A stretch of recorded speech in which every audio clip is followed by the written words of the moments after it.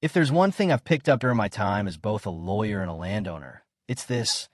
Many people will ignore facts entirely if they think they can shout louder or make more noise. This lesson stuck with me because I've seen it happen far too often, especially in conflicts involving land, rules, and rights. People tend to believe what they want, even if it's completely false, as long as they can make enough fuss about it. They count on their voice being louder or their tone being harsher enough to drown out the truth. It's frustrating, but it's also a reality I've come to accept.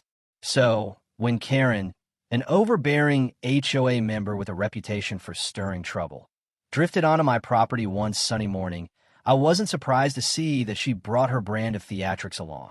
She stormed across my land, which I had bought legally, paid for honestly, and then stepped away from the cluttered cookie-cutter neighborhood she managed with her HOA. That land is deeded to my name. It's mine, clear as day. Yet, somehow, her ego told her she could boss me around or threaten me into submission.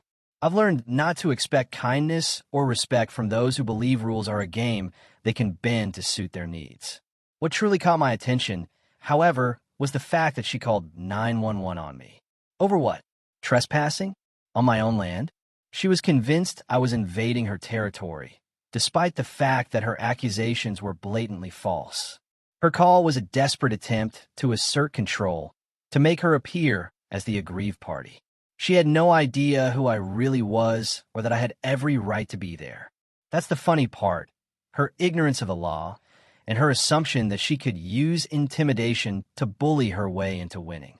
Let's rewind a bit to understand the full context.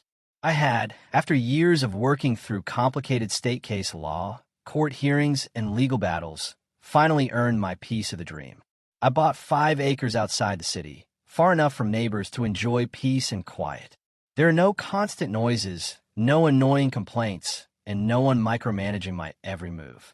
The property is surrounded by trees and wild grasses, with nothing but open sky above.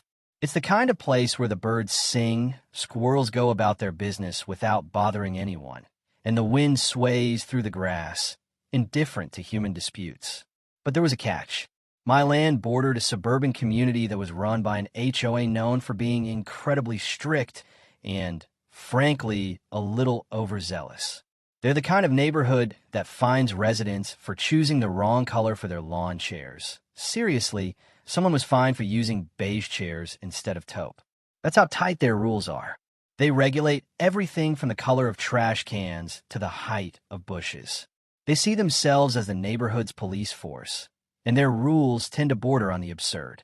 To enjoy my solitude, I decided to build a small cabin, little more than a cozy retreat that wouldn't attract the attention of the HOA's endless list of restrictions. I built quietly, with permits in hand, making sure I followed all zoning laws. No HOA approval was required because my land isn't part of that neighborhood. I avoided trouble, kept my head low, and took pride in knowing my property was truly mine, legally, permanently, and without hoops to jump through. Until Karen showed up. It started with a simple knock, but her tone was anything but friendly. It resembled an interrogation hidden behind a pleasantry. "You can't just build that here," she snapped, eyeing my tiny cabin like it was a crime, as if I had insulted her favorite casserole dish. There was a strange mix of entitlement and hostility in her voice, as if she believed her neighborhood rules applied beyond her HOA boundary. I kept my tone calm and firm, knowing my rights. "I can," I said, "because I'm not part of your HOA. This land is zoned independently, and I've met all the legal requirements. You have no authority over my property." She blinked, caught off guard by my confidence. Her jaw twitched, and her face twisted into a sneer. You could tell she was used to intimidation working on others.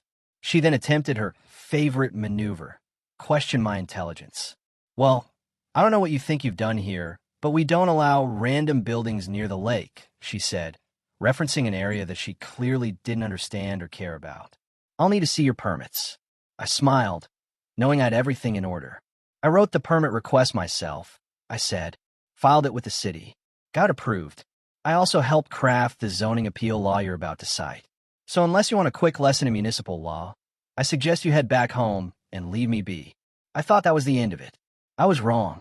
A week later, I rolled onto my property and was greeted not by a cheerful wave, but by the sight of two police officers waiting for me, with Karen standing behind them like a queen of chaos, proud and triumphant.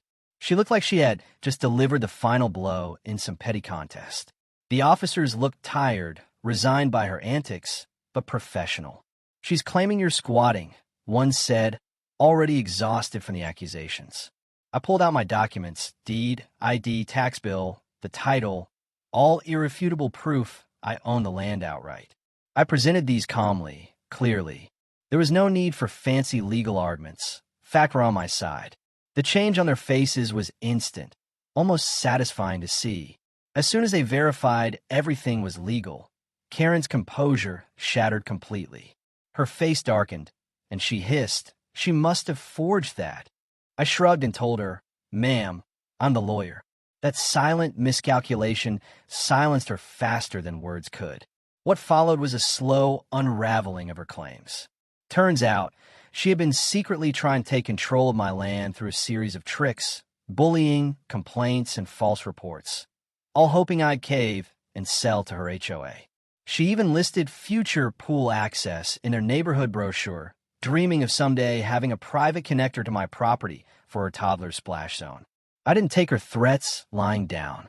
I installed a sturdy, code-approved fence around my land, placed private property, legal access only signs. Then I sent her HOA a cease and desist letter, warning them to stop making false claims about my land and overstepping their bounds. But I didn't stop there. I also asked my assistant to file a formal complaint with the county. I cited her repeated harassment, her false police reports, and her attempts to manipulate the rules. Soon after, her HOA board stripped her of her privileges, and rumors spread that they launched an audit into her behavior. It turned out her lawn flamingos, her favorite status symbol, were confiscated for causing disruptive color, a petty but poetic ending to her attempts at control. It's amusing in a way that she thought she could weaponize her rules, but the law isn't just neighborhood gossip. It's a written, recorded, enforceable thing. And in this case, it was written by me, on my behalf, and backed by the law. This story is proof that the law isn't a game or a rumor. It's something that can be relied on, especially when someone's ego tries to override it. Karen's arrogance and ignorance almost cost her her reputation, but her foolishness was her downfall. The law, when used correctly, offers real protection. It's always been about standing firm and knowing your rights, even against those loud enough to drown out the truth.